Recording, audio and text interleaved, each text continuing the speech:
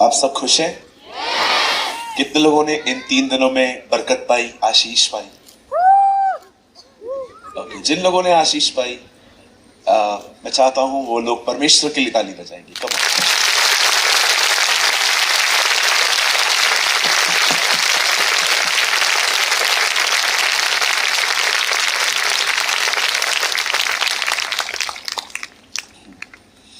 मैं इस बार जब झारखंड आया, मुझे गिनती नहीं है, इतने सारे लोग मुझसे मिले और उन्होंने मुझे सेम लाइन बोली। उन्होंने मुझे कहा कि ब्रदर, हम मुंबई आना चाहते थे आपकी चर्च में मीटिंग अटेंड करने के लिए, लेकिन हालातों की वजह से हम नहीं आ पाते थे। कई बार घर वाले नहीं मानते थे, कभी बहुत एक्सपेंसिव है आना, और उसके बाद वो कह रहे थे कि देखो, हम दुआएं कर रहे थे, खुदा आपको लेके आ गए। हम प्रभु को बहुत महिमा देते हैं और मैं बहुत खुश हूं रांची आके। मैं 2 से 3 बार यहाँ आ चुका हूं, लेकिन इस बार हमने बहुत आनंद किया प्रभु के साथ, राइट? कितने लोग मानते हैं कि हमारा परमेश्वर भला परमेश्वर है? He is a good God. आमीन। मुझे दोपहर तक लग रहा था जैसे भाई ने भी कहा कि शायद मीटिंग नहीं हो पाएगी, लेकिन मैंने कहा नहीं प्रभु, मैं सूरज हूं, मैं जहां जाता हूं बारिश बंद हो जाती है।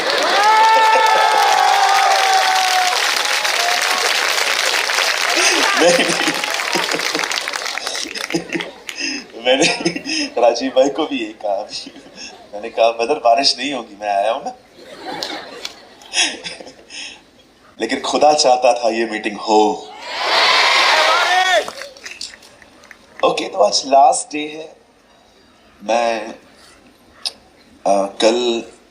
आज रात को मैं जमशेदपुर चला जाऊंगा। वहां पर कल एक दिन की मीटिंग है। ये मीटिंग हमारी प्यारी बहन रीना बॉबी ने अरेंज की है। कल 3 सेशन वहां है, परसों मैं घर चला जाऊंगा और आज आखिरी सेशन है। और मैं बिलीव करता हूं कि परमेश्वर आपसे आज बात करेंगे। आप में से कितने लोग ये विश्वास करते हैं कि आज प्रभु मुझसे बात करेंगे? ओके, मैं चाहता हूं आप सब सामने देखें। मैं वचन को 5 या 7 मिनट के बाद शुरू करूंगा, लेकिन मैं चाहता हूं उससे पहले आप सब सामने देखें और मैं आपसे कुछ बात करना चाहता हूं।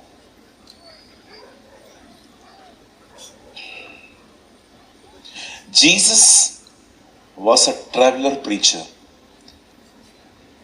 यीशु मसीह एक घूम फिर के प्रचार करने वाले व्यक्ति थे। आप कभी नहीं सुनेंगे कि वो एक जगह पे रुकता था। कभी वो गलील, कभी वो बैतसदा, कभी वो यरूशलेम, तो कभी वो कफरनूम में रहता था। He was leading by the Holy Spirit. वो पवित्र आत्मा की प्रेरणा से चलता था। कई बार वो कहां कहां पर 1 मिनट नहीं ठहरता था। कई बार वो कुछ जगहों पे 3-3 दिन रहता था। जीसस हमेशा पवित्र आत्मा की प्रेरणा में चलता था। एक दिन बाइबल बताती है वो एक घर में गया, जिस घर में 2 बहनें थी। एक का नाम था मार्था, एक का नाम था मरियम। कहिए मार्था, मरियम। और जैसे यीशु उस घर में गया, बाइबल बताती है उसने वहां पर परमेश्वर के वचन को बताया और एक बहन उसके पांव पर बैठकर वचन सुन रही थी, लेकिन दूसरी बहन वहां पर कुछ काम कर रही थी। बाइबल बताती है मरियम उसके पांव पे बैठ के उसका कलाम सुन रही थी जो उसके मुंह से आ रहा था, लेकिन मार्था जो थी वो उसके लिए कुछ शायद बना रही थी।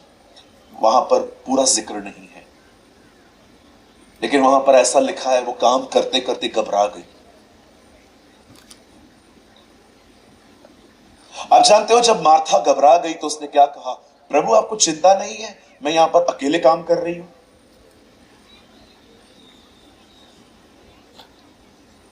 आप जानते हो यीशु ने क्या कहा मरियम के लिए?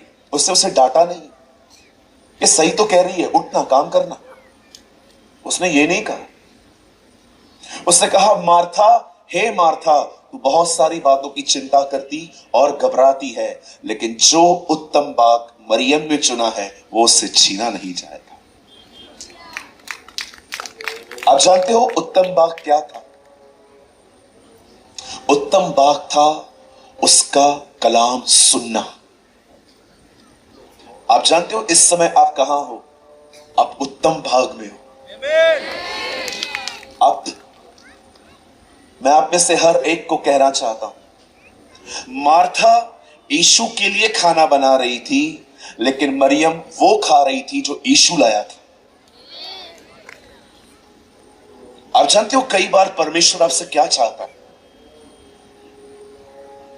वो आपसे एक ही बात चाहता है, और वो है अटेंशन, उस पर ध्यान देना, ताकि वो आपके अंदर प्रवेश कर सके। परमेश्वर अपने वचन के द्वारा अपने लोगों में आता है। आप देख लीजिए, कॉफी के बीज को कॉफी बोला जाता है। अगर आप उसे तोड़ेंगे और पाउडर बनाएंगे तो भी उसे कॉफी कहा जाता है। और जब उस पाउडर को पानी दूध में मिक्स करेंगे उसे भी कॉफी कहा जाता है। यह परमेश्वर है। वो स्वर्ग में एक बीज की तरह था, क्रूस पे पूरा टूटा, अब पाउडर के द्वारा अपने लोगों में जाता है। वो पिस गया, वो टूटा ताकि वो लोगों में जा सके। आज इस आखिरी सत्र में उसके वचन को स्वीकार कीजिए, जो कुछ वो आपसे करे। ये उत्तम भाग है उसका वचन। बाइबल बताती है वो एक घर में गया, एक बहन उसको सुन रही थी लेकिन दूसरी काम कर रही थी। Don't be like a Martha, be like Mary. Martha की तरह न बने पर मरियम की तरह बने। मैं आपको सच कहता हूं, अगर आज का वचन आपने स्वीकार किया कि हां ब्रदर ये मेरे लिए था, आप आशीषित होंगे, आप ब्लेस्ड होंगे। कहिए अपने पास वाले से, ये उत्तम भाग है। कहिए अपने पास वाले को, वचन उत्तम भाग है।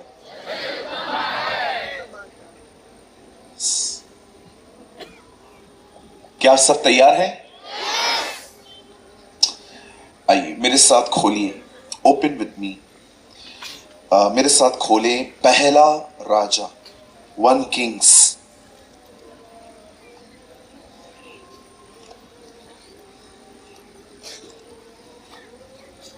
Thank you, Jesus. I worship you. Praise you, Lord. मेरे साथ खोलें, I'm sorry, दूसरा राजा 2 Kings।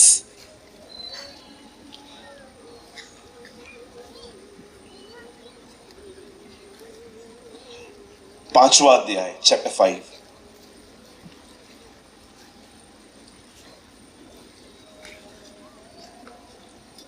और आपसे एक नम्र विनती है, चलती हुई सभा में कोई भी फोन यूज न करे। एक आपसे एक विनती है, प्लीज।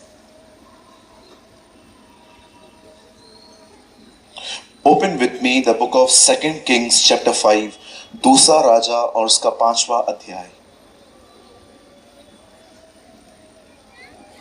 और मैं आपके लिए पढ़ता हूं 26। उसने उससे कहा, जब वह पुरुष इधर मुंह फेर कर तुझसे मिलने को अपने रथ पर से उतरा, तब से वह पूरा हाल मुझे मालूम था। क्या यह समय चांदी या वस्त्र या जैतून या दाख की बारियां, भेड़ बकरियां, गाय बैल और दास दासी लेने का है?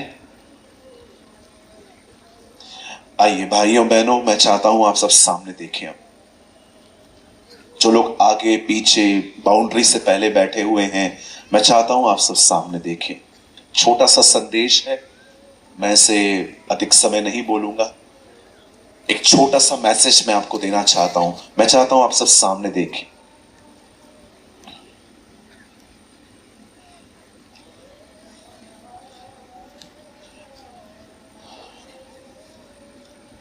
आप याद रखिएगा,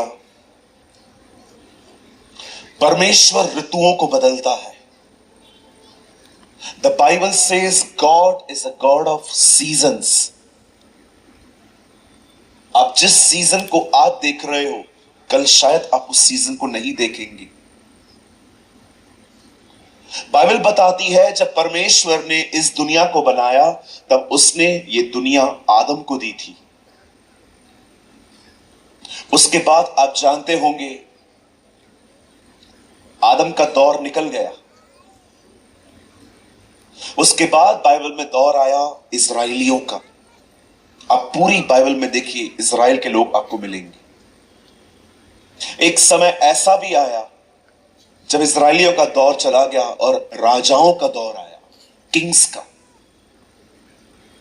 और जब राजाओं का दौर पूरा हो गया, आप देखिए उसके बाद भविष्यवक्ताओं का समय आया।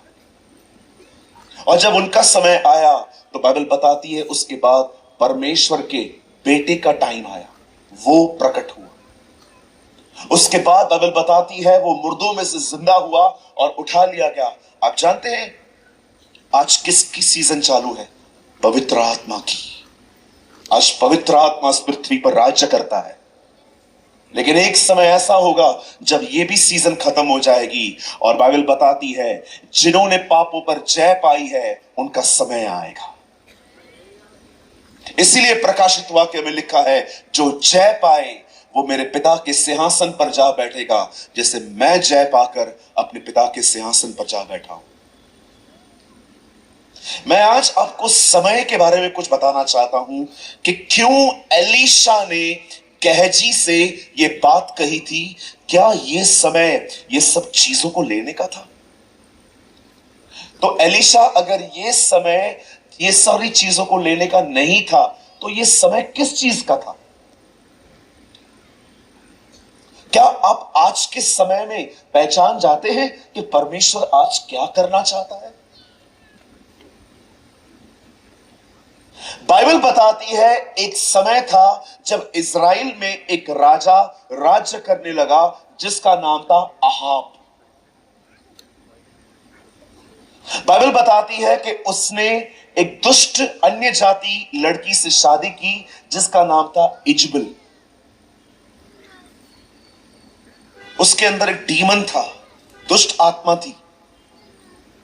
इजबल मर चुकी है, लेकिन आप पढ़ के देखिए प्रकाशित वाक्य, वहां पर लिखा है तुम्हारे बीच में आज भी इजबल जिंदा है। इजबल की आत्मा एक ऐसी आत्मा है जो जवानों को आज व्यभिचार में घसीट रही है।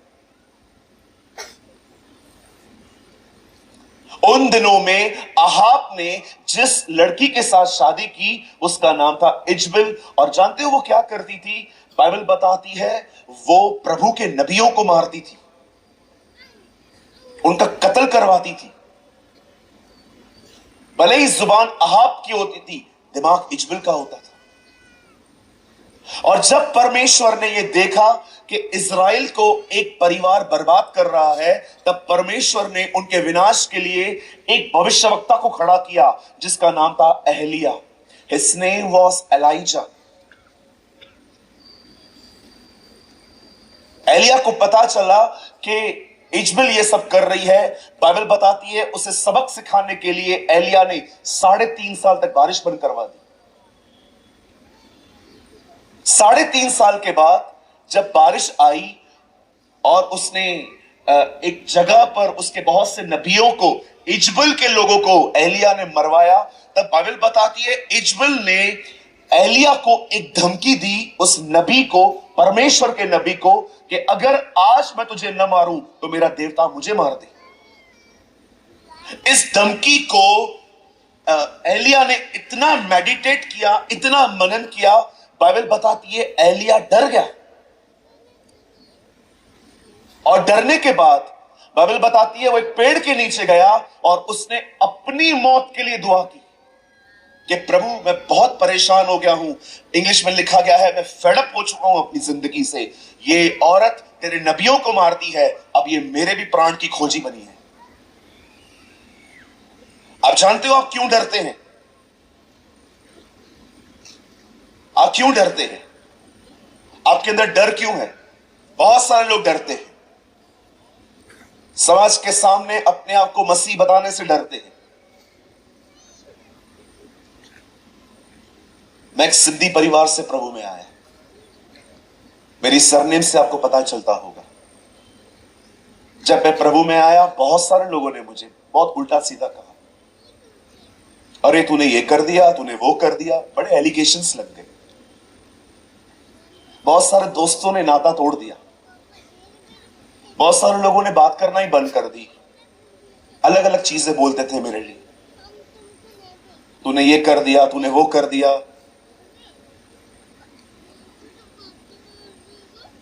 मैं आपके सामने खड़े होकर कहता हूं, मैं एक मसीह हूं, मुझे इस बात पे शर्म नहीं, गर्व है।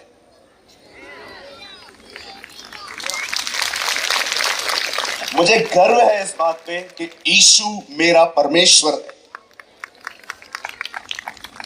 आज बहुत सारे लोग समाज के सामने डरते हैं, उन्हें डर लगता है कहीं नौकरी ना चली जाए, कहीं बेनिफिट्स ना निकल जाए हाथ से।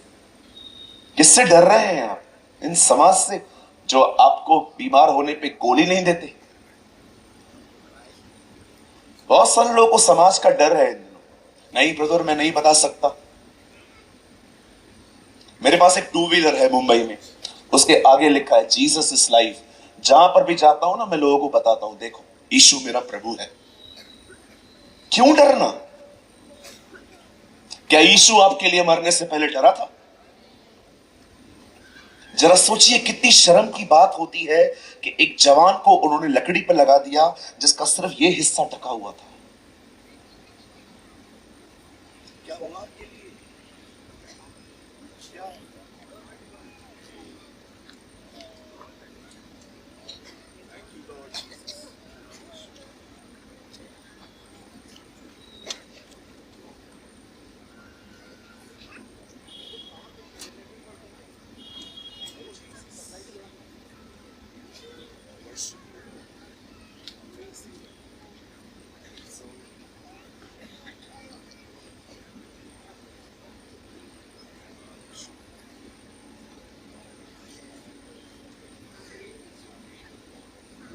Praise you, I worship you, Lord.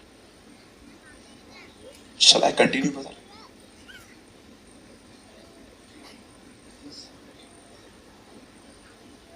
क्या वो आपके लिए शर्माया? आप क्यों शर्माते हैं? कितने लोग हैं जब आप लोगों से मिलते हो तो आप उनको बताते हो कि यीशु आपका परमेश्वर है? Come on, lift your hand.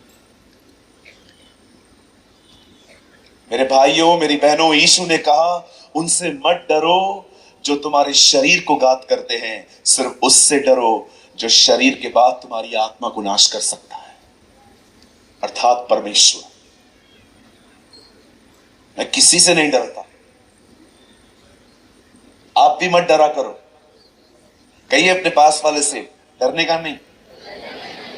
मेरी मेरी तरह बोलिए, डरने का नहीं। हाँ बोलो बोलो, बिंदास बोलने का। बोलिए बिंदास बोलने का।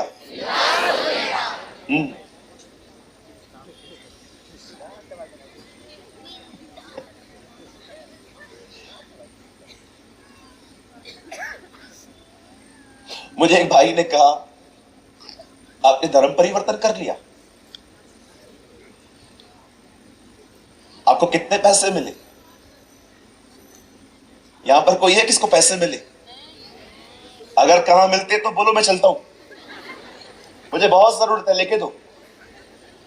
मैं तो उनको ऐसे बोलता हूं, फिर ऊपर देखते। मैं बोलता हूं यहां पर देखो भैया, पैसे मिलते। मुझे उन्होंने बोला पैसे मिलते हैं, मैंने कहा पैसे मिलते हैं? उधर थैली घूमती है, डाल के आता हूं उल्टा मैं।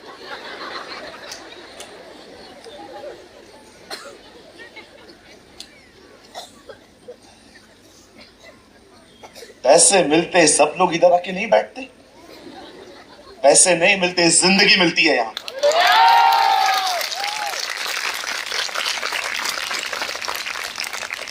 कितने लोग यहां पर गवाह है कि यीशु मसीह में आने के बाद आपको नई जिंदगी मिली।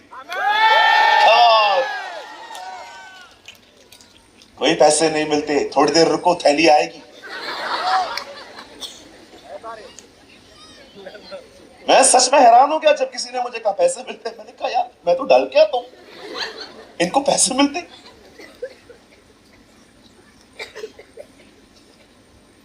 कुछ लोगों को लगता है जीसस अंग्रेजों का परमेश्वर है, और अंग्रेजों ने ठेकेदारी लेके रखी है उसकी। अच्छा हुआ जीसस इजराइल में पैदा हुआ। आपको पता है हमारे यहाँ पर कुछ लोग काले होते हैं, अमेरिका में लोग गोरे होते हैं। जीसस न काला था न गोरा था, वो ब्राउन था। आप देखिए इजराइल के लोग ब्राउन होते थोड़े से। यीशु जानता था अच्छा होगा मैं इन दोनों में पैदा नहीं हूं, तो सब मुझे बांट देंगे। ये हमारा है, गोरे कहेंगे ये हमारा है, काले कहेंगे ये हमारा है। ये काले गोरे तुम साइड में हटो, मैं ब्राउन हो जाता हूं। आप हमेशा याद रखिए, मैं आपको प्रूव करके दिखाऊं जीसस झारखंडी है।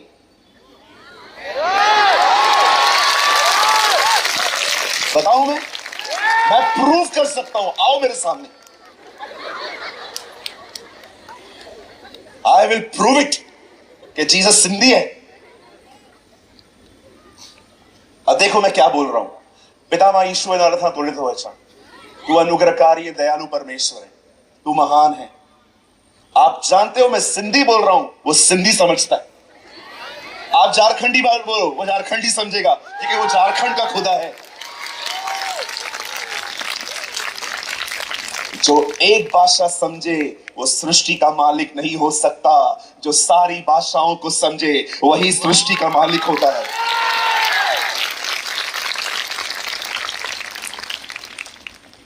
भैया मुझसे मत उलझना,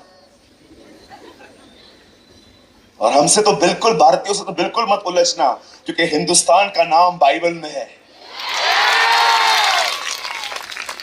कितनों के बाद जानते हैं हमारे इंडिया का नाम बाइबल में है। Read the book of Esther. शरेश राजा के दिनों में 100 कुछ प्रांतों के बारे में लिखा है कि वो राज्य करता था हिंदुस्तान से लेकर शूशनगढ़ तक। हमारा यीशु मसीह हमारे हिंदुस्तान का परमेश्वर है। मैं आप में से हर एक को कहना चाहता हूं, अगर कुछ लोग कहते हैं कि वो अंग्रेजों का खुदा है, फिर तो वो इंग्लिश ही समझेगा। Father in the name of Christ Jesus, blah blah blah blah blah blah, फिर तो वो सिर्फ इंग्लिश ही समझेगा। अगर वो सिर्फ इंग्लिश ही समझे, मतलब इसका मतलब उससे बात करने के लिए पहले हमें अंग्रेजी सीखनी पड़ेगी, और अंग्रेजी की सीखने के चक्कर में हम हिंदी भी भूल जाएंगे। मैं आपको कहना चाहता हूं वो आपका परमेश्वर है। He is your God। आप जैसे चाहे उससे बात कर सकते हैं, आप जहां चाहे उससे बात कर सकते हैं। अगर आपके घर के अंदर जगह नहीं है, वॉशरूम में जाओ, ढक्कन बंद करो, उसके ऊपर बैठ के बात करो। वो जगह नहीं देखता, वो हृदय देखता है। People will saw your past, God will see your heart। लोग आपका पास देखेंगे, परमेश्वर आपका हृदय देखता है। आप जानते हो एलिया डर गया। कितने लोग के बाद जानते हैं कि कुछ लोग नरक जाएंगे? आप जानते हैं ये बात? प्रकाशित वाक्य में लिखा है। आपको पता है उस लिस्ट में जितने भी लोग जाएंगे उनमें पहले लोग कौन से हैं? डरपोक। Read it.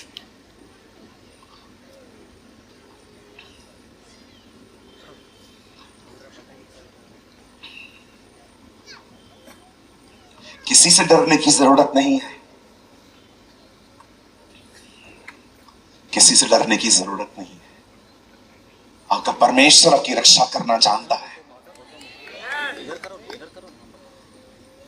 60 में महाराष्ट्र में एक प्लेस है, उस प्लेस का नाम है लातूर। क्या नाम है? लातूर। आप जानते हो लातूर में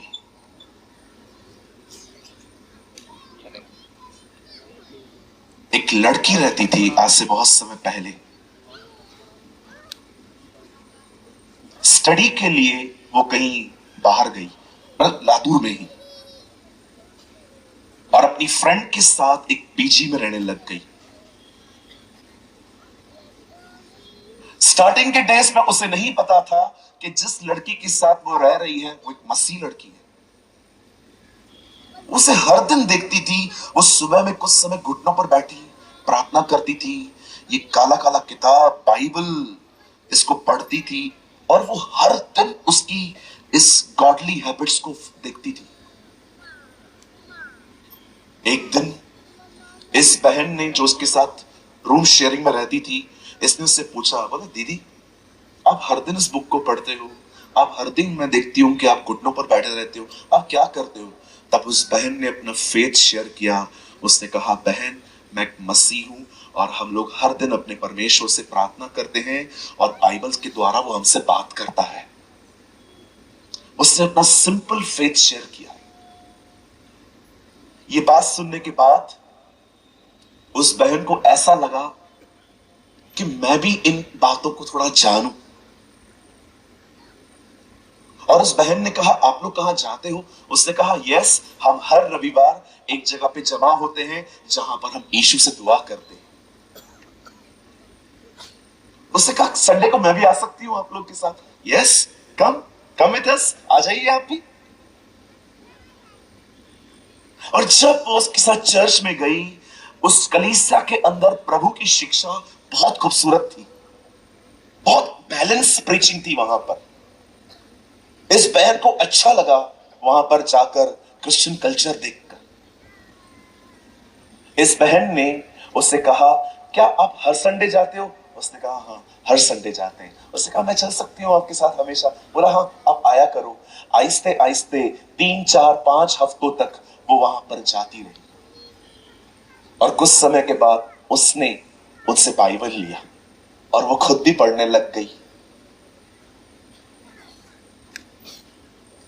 और कुछ समय के बाद जब वो अपने पढ़ाई करने के बाद उसे 1 महीने की कुछ छुट्टी मिली थी, वो अपने घर की तरफ आई, अपने घर पे आ गई, तो उसके घर वालों ने क्या देखा कि जहां पर टीवी चलती है अब ये यहां पर नहीं बैठती। हम संडे को मूवी में जाते हैं लेकिन ये मना करती है कि मैं नहीं आऊंगी। गली के आसपास जो लड़के रहते थे, पहले वो उनसे बातें करती थी, लेकिन अब उसने हर एक से बात करना बंद कर दी। उसके परिवार वाले उसके बदलाव को समझ नहीं पाए कि ये इतना अजीब बिहेव क्यों कर रही है। एक दिन उसकी मम्मी ने उससे एक बात पूछी। बोला, बेटा क्या बात है, तू टीवी नहीं देखने आती लिविंग रूम में, हम सब बैठे रहते हैं? तो उसने कहा, मां मुझे पता नहीं, मुझे इंटरेस्ट नहीं है इन बातों में। अब मुझे मूवीज पे जाना, ये सारी जो दुनिया की बातें हैं मुझे अच्छी नहीं लगती आजकल। मैं बैठी हूं, मैं खुश हूं, मुझे कोई टेंशन नहीं है। एक दिन उसकी मम्मी ने उसके कमरे में बाइबल देख ली। उसने कहा, ये क्या है? उसने कहा, ये बाइबल है, मैं पढ़ती हूं। बोला, ये हमारी किताब थोड़ी है, तू उसे क्यों पढ़ रही है? उसने कहा, मम्मी इसमें ऐसी कोई बात ही नहीं है, इसमें तो साफ साफ लिखा गया है हमें पेरेंट्स का ऑनर करना चाहिए, मैं इसकी वजह से ही आपसे तमीज से बात कर पाती हूं। बोला, नहीं ये नहीं पढ़ना। लेकिन उस लड़की ने अपनी मदर की बात नहीं मानी। वो कंटिन्यू बाइबल पढ़ती रही। हर रविवार को ट्रैवल करके वो चर्च जाती थी अपनी फ्रेंड के साथ। एक दिन उसके फैमिली उसकी इन बातों के कारण बहुत डिस्टर्ब हो गई, और बहुत उस दिन उनके घर के अंदर बहुत झगड़ा हुआ, बहुत मुंहमारी हुई। आखिर जब उन्होंने देखा कि ये लड़की किसी भी एंगल से, किसी भी तरह से नहीं मान रही है, और यीशु को छोड़ने के लिए तैयार नहीं है। तब उन्होंने लड़की के बड़े भाई को, जो दूसरे शहर में था, कॉल करके बुलाया और कहा, तेरी बहन कुछ गलत कर रही है। वो आया घर पे। वो भाई बोलता कम था, मारता ज्यादा था। उसने उस पे हाथ उठाया और कहा, यह सब नहीं चलेगा यहां पर। उस लड़की ने कहा, चाहे तुम्हें जो करना है कर लो, मैं यीशु को नहीं छोड़ूंगी। आप जानते हैं, आप जानते हैं एक दिन क्या हुआ? मुझे माफ कीजिए, बहनों की प्रेजेंस में मैं ये बात कह रहा हूं। एक दिन ऐसा कुछ हुआ जो बताते भी शर्म आती है। एक रात लेट नाइट 1:30-2 बजे उसके भाई ने एक ऐसी हरकत की जो सच में बोलने में शर्म आती। उसके भाई ने उससे कहा, तू यीशु को नहीं छोड़ेगी ना? बोला नहीं। उसके भाई ने उसे इतना मारा और मारने के बाद उस भाई ने उसके तन पे सारे कपड़े उतार के उसे घर से निकाल दिया। ये लातूर की एक सत्य घटना है।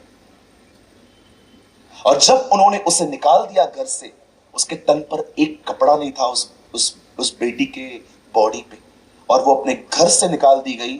पर आपको पता है, जहां वो रहती थी उसके घर के बिल्कुल पीछे वाले प्लेस पर उसकी दोस्त रहती थी, जो एक विधवा थी और वो भी मसीह में थी। वो वहां से निकलकर जैसे ही उस तरफ भागकर अपनी दोस्त के घर में जा रही थी, वहां पर खड़े होकर कुछ लोग कैरम खेल रहे थे, कुछ लड़के। और उन लड़कों ने उस लड़की को देख लिया, और जैसे ही उन लड़कों ने उस लड़की को देखा, वो उसके पीछे भागे। तब तक वो लड़की उस अपनी दोस्त के घर पे अंदर चली गई थी, और उन लड़कों ने नॉक किया, दरवाजा खटखटाया। वो विडो सिस्टर बाहर आई और उनसे पूछते हैं, क्या हुआ भाई लोग? उन लड़कों ने कहा, आंटी इस समय आपके घर पे एक लड़की आई है। वो कौन है बताओ? पहले उसने झूठ बोला, मैंने ये बायोग्राफी पढ़ी, झूठ बोला उन्होंने साफ साफ कहा, यहां कोई नहीं आया है। उन्होंने कहा, आंटी आप क्यों झूठ बोल रहे हो? अभी तो हमने देखा एक लड़की आपके घर के अंदर आई है, आपने दरवाजा खोला। बोला नहीं, कोई नहीं आया है। पीछे से वो लड़की आ गई, अपने आप को शॉल ओढ़े हुए, और उनको बोलती है, क्या हुआ? तब वो लड़के कहते हैं, बहन आप कौन हो? उसने कहा, मैं एक फीमेल हूं, मैं बहन हूं, क्या हुआ आप लोगों को? बोलते नहीं नहीं, आप हो कौन? बोला आपके सामने खड़ी हूं, लड़की हूं। बोलते नहीं बहन, जब आप उस घर से निकले और इस घर में आए, आपके आसपास एक रोशनी थी, एक सफेद रोशनी थी। ये क्या था? आपको पता है, किसी ने उससे नंगा नहीं देखा, किसी ने उसे नेकेड नहीं देखा। ये आपका परमेश्वर है। मैं आप में से हर एक को कहना चाहता हूं, आपको किसी से भी डरने की जरूरत नहीं है। जिसने हमें बुलाया है वो हमारी रक्षा करना जानता है। मैंने जब पहली बार ये गवाही सुनी थी ना, मैं रोया था। मैंने कहा, प्रभु हमारी सबसे बड़ी प्रॉब्लम पता है क्या है? हम तुझे ही नहीं जानते, इसीलिए हम कमजोर हैं आज। इसीलिए 11:32 दानियल कहता है, जो अपने परमेश्वर को जानते हैं वे बड़े सामर्थी होते हैं। वे सामर्थी होते हैं, वो कमजोर नहीं हो सकते। आप कमजोर हैं, आप जानते हो क्यों हैं? क्योंकि आप अपने परमेश्वर को नहीं जानते। आप सिर्फ प्रचारक पर निर्भर हैं कि प्रचारक जो कहता है बस वही है। कितने लोग हैं यहां पर, मुझे बताइए, अपनी नींद खराब करके सुबह में आप घुटनों पर आते हैं, बाइबल पढ़ते हैं, ताकि आप अपने परमेश्वर को जान पाए। मेरे भाइयों, मेरी बहनों, पाप क्षमा मुफ्त में होते हैं, परमेश्वर को जानने के लिए कीमत चुकानी पड़ती है। क्या कहा उन 5 कुंवारियों को दूल्हे ने जब वो उसके पास आती है? उन औरतों को क्या कहा गया? जाओ और तेल मोल ले लो। तेल को मोल लेना पड़ता है। परमेश्वर कभी सुस्त लोगों पर अपने आप को जाहिर नहीं करता। आप देखिए, यीशु के 12 चेले मेहनती थे, वो हार्ड वर्कर थे, वो पसीना बहाने वाले लोग थे। वो ऐसे ही किसी पेड़ के नीचे नहीं सोए हुए थे और यीशु ने उनको कहा चलो कुछ काम नहीं है मेरे पीछे चलो। वो सब काम धंधा करने वाले लोग थे। सबको कॉल उनके काम की जगह से आया था। आज की जनरेशन 12 बजे नींद से उठती है। कैसे परमेश्वर को जानेंगे आप अगर आप बलिदान करना नहीं जानते? क्या आपकी नींद से दोस्ती टूट गई? क्या अधिक खाने से आपकी दोस्ती टूट गई? क्या वो दोस्त जो प्रभु में नहीं है और आपको गुनाहों में ले जाते हैं, क्या आपने उनसे नाता खत्म किया? मेरे भाइयों, मेरी बहनों, आग वहीं गिरती है जहां बलिदान होता है। आग वहां आती है जहां बलिदान होता है। एलिया डर गया, और जब परमेश्वर ने देखा कि एलिया डर गया, परमेश्वर ने उसकी सेवकाई एक दूसरे व्यक्ति को दे दी। आप पढ़ के देखिए, एलिया ने अपनी सेवा पूरी नहीं की, परमेश्वर ने उसकी सेवकाई एलीशा को दे दी। अब एलीशा उसकी जगह पे आ गया। परमेश्वर कभी एक डरपोक व्यक्ति का उपयोग नहीं कर सकता। वो डरपोक को चर्च बुलाएगा ताकि वो डर से मुक्त हो, लेकिन वो कभी इस डरपोक को यहां नहीं बुला सकता। अगर आप एक सेवक हो तो आपको यह पता होना चाहिए, अगर आप एक प्रभु के दास हो, अगर आप उसकी संतान हो, आपको पता होना चाहिए कि आपका परमेश्वर कौन है।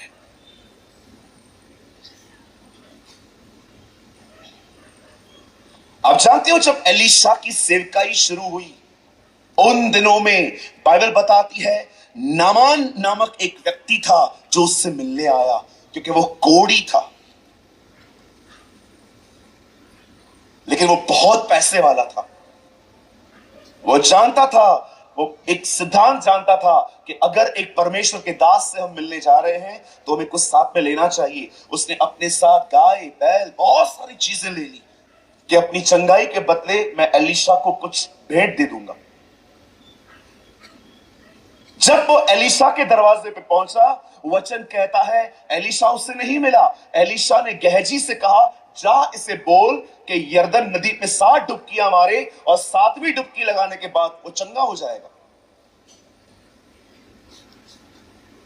और जैसे ही नामान जो था वो वहां से होकर अपने बदन की चंगाई के साथ जब वो एलीशा के पास आता है और कहता है ये सारी भेंटें मैं आपके पास लेकर आया हूं, एलीशा उससे कहता है यहोवा के जीवन की सौगंध, मैं तुझसे कुछ नहीं लूंगा। वो उसे वापस कर देता है, लेकिन वहां पर गहजी खड़ा था, उसे ये सब मुरक्ता लग रही थी।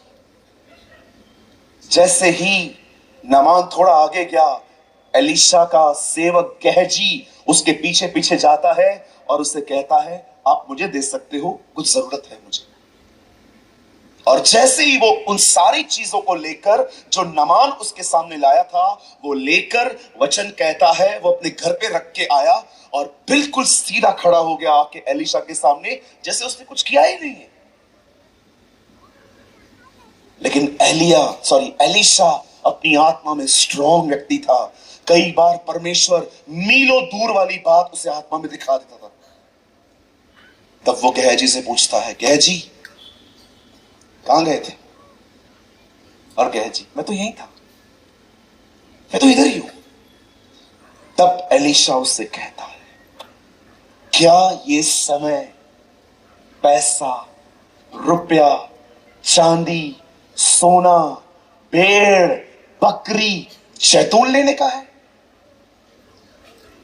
अगर वो समय इन सारी चीजों को लेने का नहीं था तो वो समय किस बात का था? आप जानते, एलीशा अच्छे से जानता था कि एलिया का दुगना अभिषेक उसे मिला है।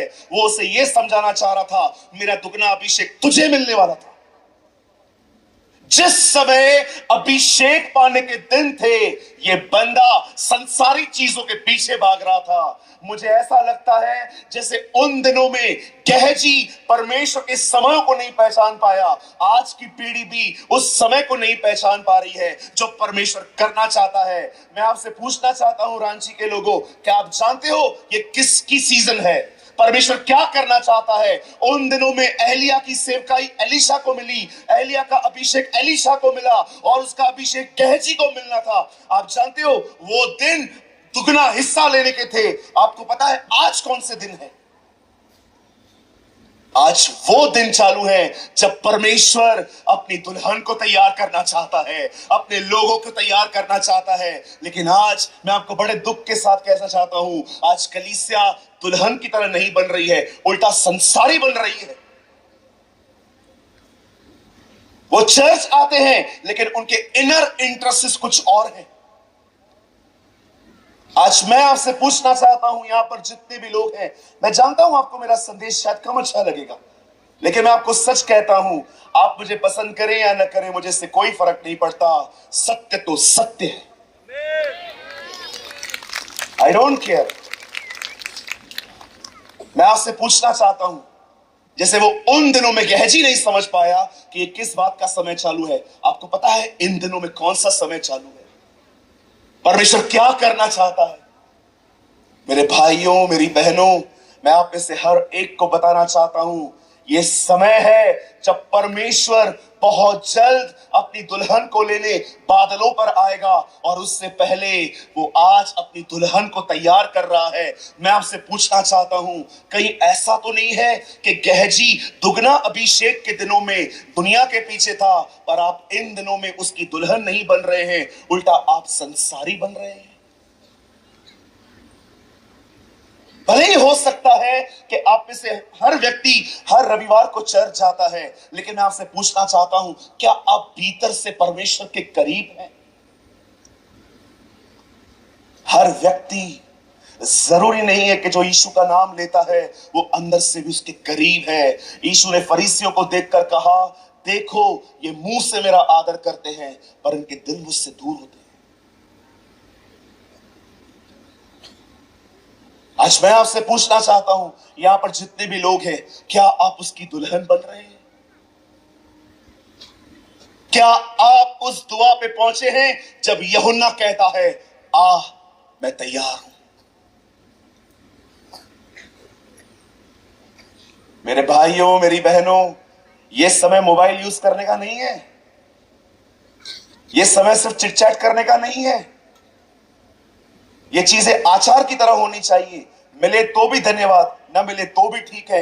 ये समय पैसों के पीछे भागने का नहीं है। खुदा जो दे उसका शुक्र है, न दे तो भी शुक्र है। जानते हो ये कौन सा समय है? कि हम उसकी दुल्हन बने। This is a season of bride. क्या लगता है आपको पवित्र आत्मा क्यों आया है? आप में से बहुतों को लगता है पवित्र आत्मा सिर्फ और सिर्फ हमें यहां पर गिराने के लिए आया है, उठाने के लिए आया है। क्या आप जानते हो बाइबल बताती है तुम्हें पवित्र आत्मा देने के लिए उसे अपनी जिंदगी देनी पड़ेगी। पढ़ के देखिए, तीतुस में एक ट्रांसलेशन में लिखा गया है, यीशु पृथ्वी पर इस्राएल को पवित्र आत्मा देने आया। हिंदी में लिखा है उसी ने अपना आत्मा दिया, लेकिन एक ट्रांसलेशन में लिखा है वो पृथ्वी पर अपने लोगों को पवित्र आत्मा देने आया ताकि उसके लोग उसकी दुल्हन बन सके। जानते हो दुल्हन कैसी होनी चाहिए? दुल्हन कैसी होनी चाहिए? पवित्र आत्मा आपको बाहर से नहीं सजाएगा, वो आपको भीतर से सजाएगा, वो आपको भीतर से बनाएगा। वो यीशु की जिंदगी आप में अंदर देने आया है।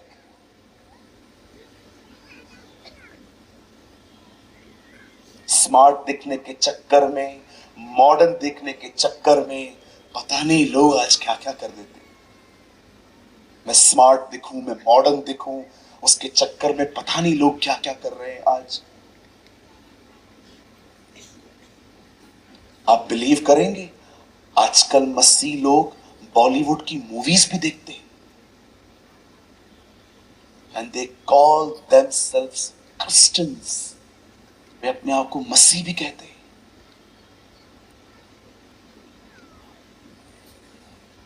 सारा दिन ध्यान सेल्फीज पर है, फोटो निकालने हैं, सोशल साइट्स पे डालने हैं, कमेंट्स एंजॉय करने हैं। अरे कभी कभार आप डालते हो तो उसमें कोई बुराई नहीं है। आजकल लोगों की जिंदगी हो गई है, खाना भी खाएंगे फोटो निकालेंगे।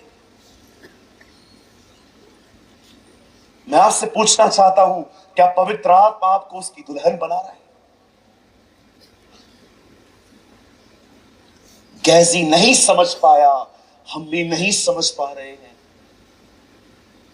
जानते हो उसकी दुल्हन क्या होती है? मैं आपको बताऊं, जानना चाहते?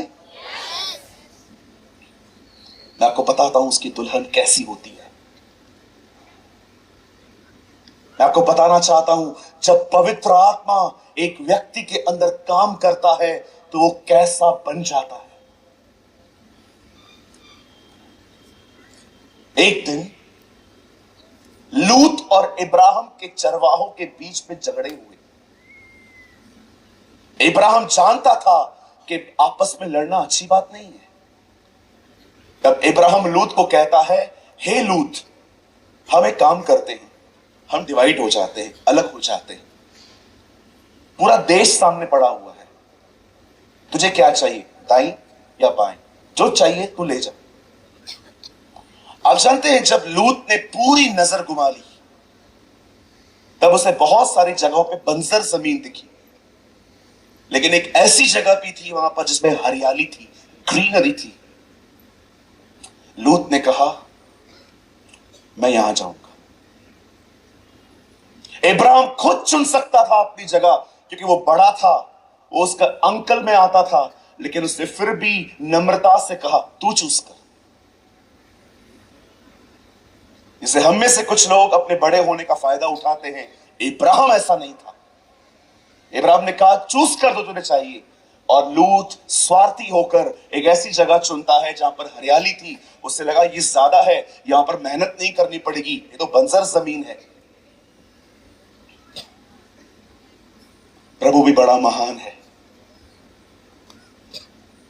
लूत की नजर जमीन पे थी, जमीन मिली। इब्राहिम की नजर परमेश्वर पर थी, पूरा देश मिला। आप जानते हैं क्या हुआ वहां पर? जरा सोचिए, कोई आपके सामने अच्छी अच्छी चीजें ले ले और सड़ी हुई चीजें आपको दे दे, क्या आपके अंदर उसके लिए कड़वाहट नहीं आएगी? आप जानते हो, इब्राहिम को उसने बंजर जमीन दे दी और खुद वो अच्छी जगह पे चला गया। लेकिन आप जानते हो, एक समय ऐसा आया, बाइबल बताती है, एक राजा ने लूत को बंदी बना के वो अपने साथ ले गया। और जब ये बात इब्राहिम को पता चलती है, बाइबल बताती है, इब्राहिम अपने लोगों को लेकर उन लोगों से लड़ने गया और उसने लूत को छुड़ाया। मैं आप में से हर एक को बताना चाहता हूं, जब पवित्र आत्मा आपके अंदर काम करेगा, आप सिर्फ उनसे प्यार नहीं करोगे जो आपसे प्यार करते हैं, आप उनसे भी प्यार करोगे जो सही नहीं है। ये पवित्र आत्मा है। हम उनसे प्यार करते हैं जो हमसे प्यार करते हैं, हम उन्हें विश करते हैं जो हमें विश करते हैं, हम उन्हें बर्थडे गिफ्ट देते हैं जो हमें गिफ्ट देते हैं। लेकिन जो हमसे अच्छा नहीं चलते, हम उनका नाम खराब करेंगे, उल्टी सीधी बातें बोलेंगे। लेकिन मैं आपको बताना चाहता हूं, जब पवित्र आत्मा आपके अंदर काम करेगा ना, आपको वो उनसे भी प्यार करने का सिखाएगा जो आपसे प्यार नहीं करते। आज मैं आपसे पूछना चाहता हूं, क्या पवित्र आत्मा आपको इस तरह तैयार कर रहा है? इसीलिए यीशु ने कहा, जब उससे पूछा गया उद्धार पाने वाले कितने हैं, उसने ये नहीं कहा 10,000, 20,000, 30,000। उसने एक ही बात कही, सकरे मार्ग से प्रवेश करो।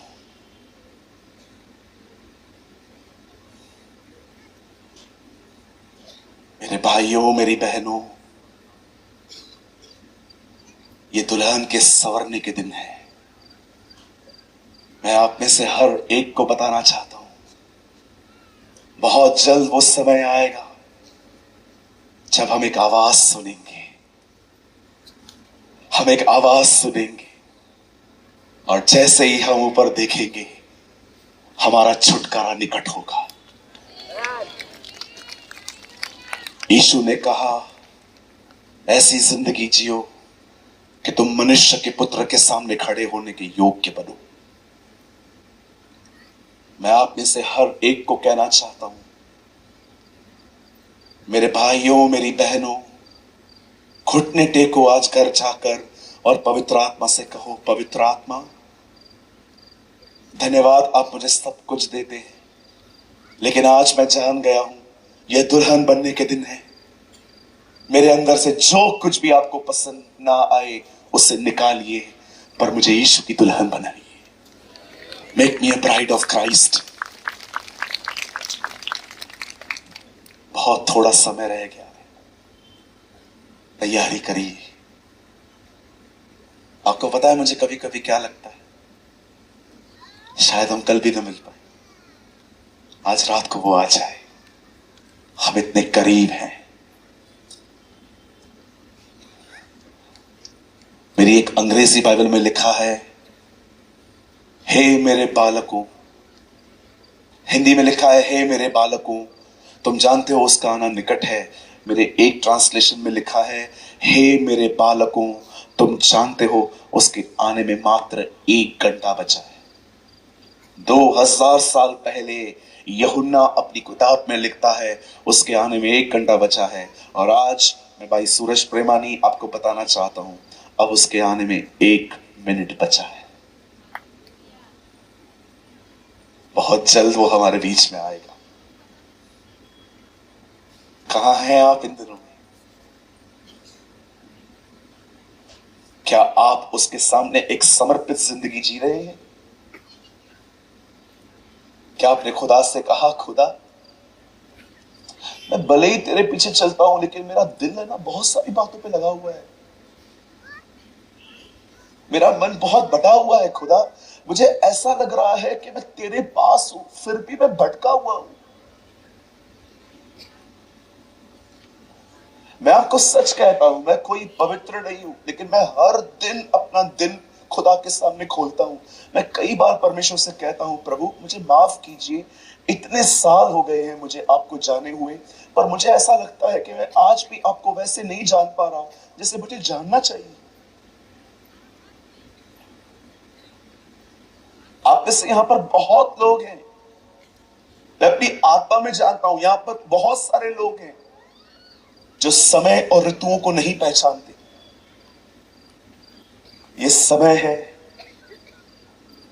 दुल्हन के तैयार होने की, और आपको एक ही व्यक्ति तैयार कर सकता है, पवित्र आत्मा, होली द होली स्पिरिट। सिर्फ वही आपको तैयार कर सकता है।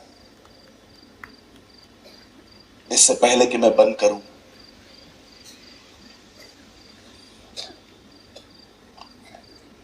मैं कुछ बोलना चाहता हूं।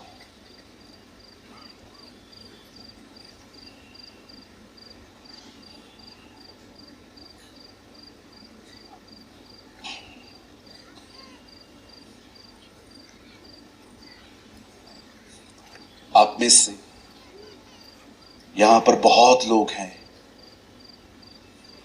परमेश्वर आपके जीवन जीने के तरीकों से खुश नहीं है।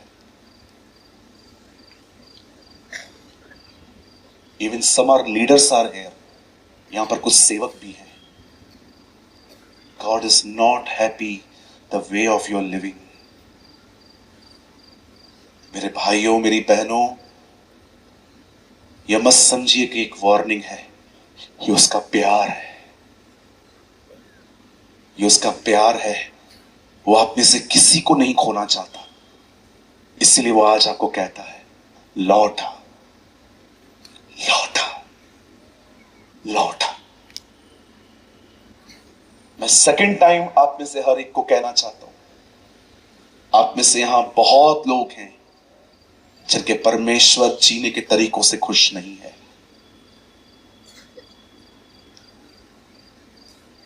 God is not happy. यह मत समझिए कि आपकी जिंदगी में चमत्कार होते हैं तो इसका मतलब परमेश्वर खुश है। 40 साल तक उनके जिंदगियों के ऊपर मन्ना गिरता था, लेकिन अंत में प्रभु ने उनसे कहा मैं तुमसे खुश नहीं हूं। आप पढ़ के देखिए, उनकी चप्पलें नहीं घसी, लिखा है वो कभी निर्बल नहीं हुए। इस्राएल के लोग वे बीमार नहीं पड़े, वो चंगाइयों में चलते थे। उनके पास किसी चीज की घटी नहीं थी। हर दिन आसमान से खाना गिरता था, चट्टान उन्हें पानी देती थी। आपको पता है, एक अम्ब्रेला की तरह दोपहर में बादल और रात को आग का खंभा। आप सोचिए, अगर आपके घर के अंदर, आपके कमरे में एक दिन खाना अगर आसमान से आए, तो क्या आप कभी उस दिन को भूल पाओगे? वो हर दिन देखते थे ये सब, उनके बीच में हर दिन चमत्कार होते थे। लेकिन अंत में परमेश्वर ने जानते क्या कहा? उनमें से मैं बहुतों से प्रसन्न न था। इसीलिए यीशु मसीह सेवकाई करने से पहले जब दरियाए यरदन पर आते हैं, तो पहली वाणी उसके लिए यही आती है, मैं उससे प्रसन्न हूं। यही हमारा लक्ष्य होना चाहिए कि हम एक ऐसी जिंदगी जिए कि वो हमें कह सके मैं तुझसे प्रसन्न हूं, मैं तुझसे खुश हूं। आज इस शाम में मेरे भाइयों, मेरी बहनों, परमेश्वर आपसे कहना चाहता है, मेरे बेटे, मेरी बेटी, मैं तुझसे बहुत प्रेम करता हूं। तो इस समय जहां पर है, मेरी मर्जी से नहीं है, लौटा, लौटा।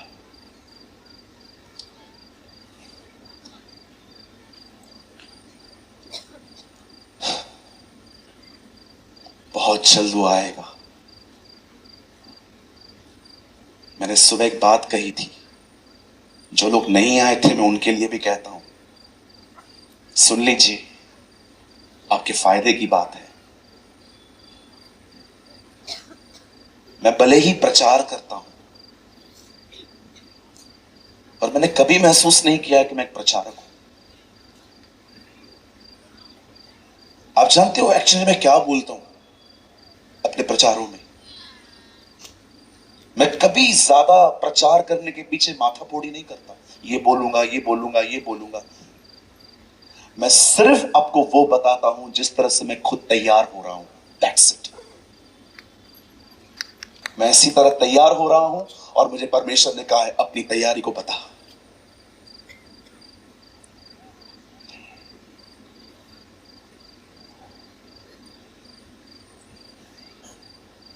मेरे भाइयों, मेरी बहनों, know the seasons of God. परमेश्वर की ऋतुओं को पहचानो।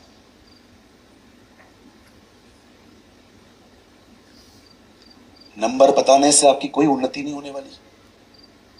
मैं आपको आपके मोबाइल का नंबर बताऊं, क्या मिलेगा आपको? दिखाइए मुझे बाइबल में कोई भविष्यवक्ता जो लोगों का नंबर बताया करता था कि तू, तेरा घर ये है, तू ये घर है, तेरा ये घर है, तेरा ये घर है। आप पढ़ के देखिए, बाइबल का हर भविष्यवक्ता एक ही बात बोलता था, इस्राएल को लौट आओ, लौट आओ, ताकि तुम्हारे पाप मिटाए जाए।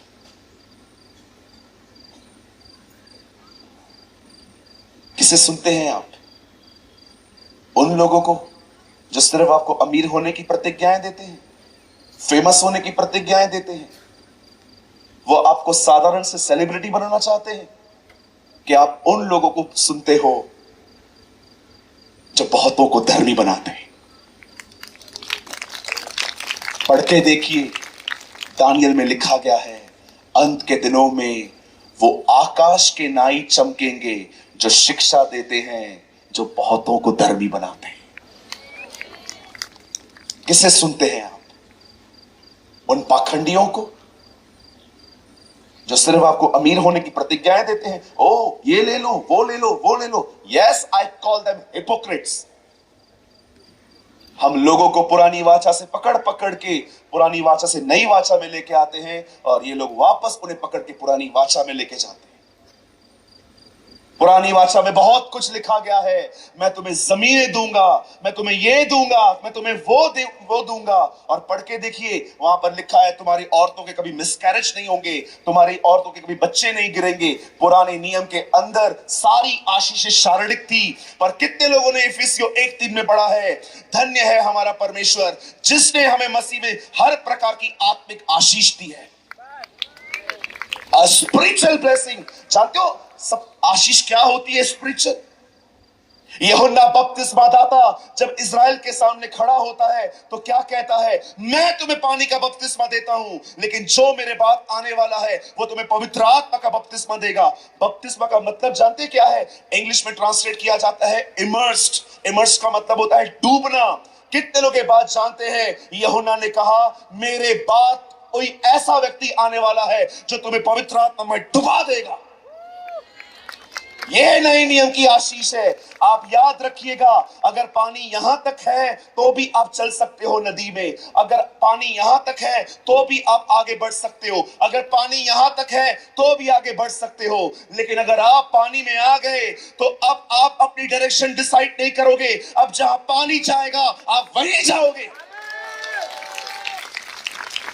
यूहन्ना ये कह रहा था कि परमेश्वर की महान आशीष आ रही है, यीशु मसीह आएगा, तुम्हें पवित्र आत्मा में डुबाएगा और तुम्हें वहीं ले जाएगा जहां वो चाहता है। कितने लोग हैं यहां पर जो इस तरह की आशीषों के पीछे भागते हैं कि प्रभु मुझे इतना भर कि मेरी जिंदगी तेरे नियंत्रण में रहे। A life who control by God.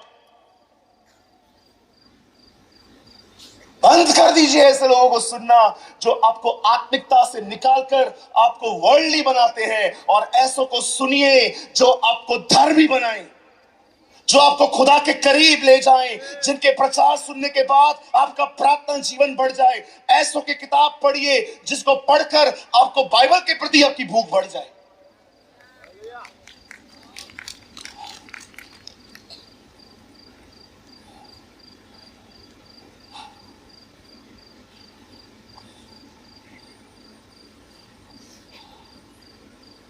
क्या यीशु बोल के गया?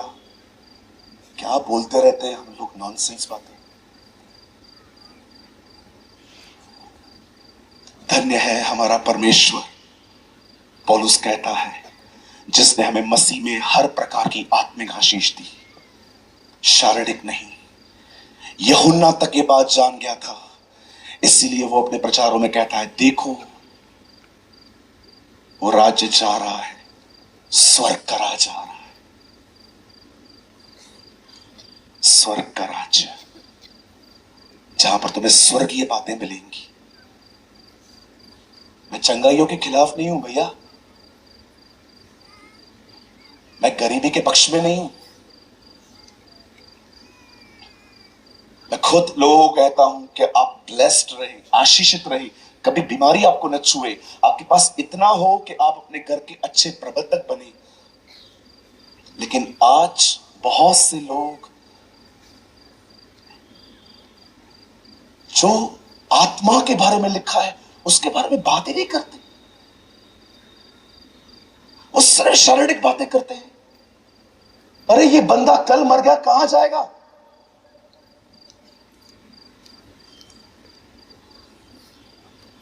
इस दुनिया में सबसे डेंजर काम है एक प्रचारक बनना। मैं आपको मजाक नहीं कर रहा हूं।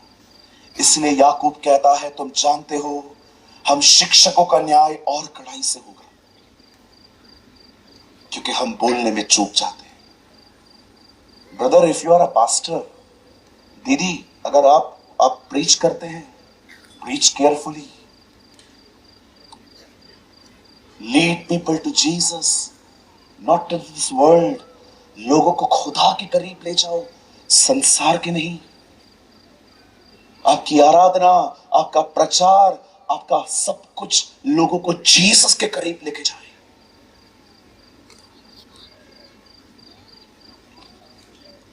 उसने मसीह में हमें सब प्रकार की आत्मिक आशीषें दी है। सिर्फ एक आशीष बताइए मैंने आपको, पवित्र आत्मा का बपतिस्मा। लिस्ट है मेरे पास, सुबह 6 बजे तक आपको बैठना पड़ेगा। बैठेंगे? बैठेंगे सुबह 6 बजे तक? बारिश पड़ेगी बैठेंगे? मैं नहीं बैठूंगा।